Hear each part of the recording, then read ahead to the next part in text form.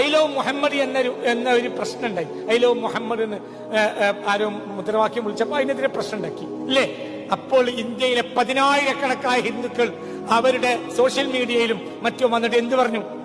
I love Muhammad, arrest ചെയ്തോളുന്നാല്. അങ്ങനെ രാജ്യം ലോകത്തുണ്ടെങ്കിൽ പറ, അങ്ങനെ ഒരു രാജ്യം ലോകത്തുണ്ടെങ്കിൽ അതിന്റെ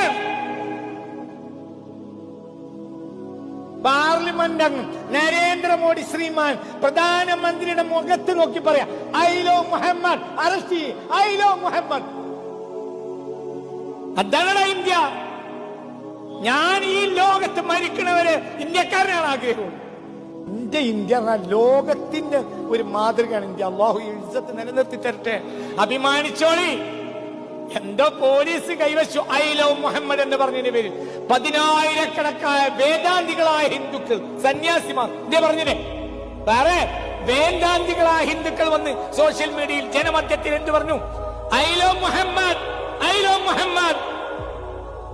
നിങ്ങൾ ചെയ്യ്. അങ്ങനെ ഒരു രാജ്യം ലോകത്തുണ്ടെങ്കിൽ ഇന്ത്യ. ഞാൻ ഇന്ത്യക്കാരനാ, ഞാൻ എന്റെ രാജ്യത്തെ അഭിമാനിക്കും. അല്ലാഹു ഇസ്സത്ത് നമുക്ക് നിലനിർത്തി തരട്ടെ.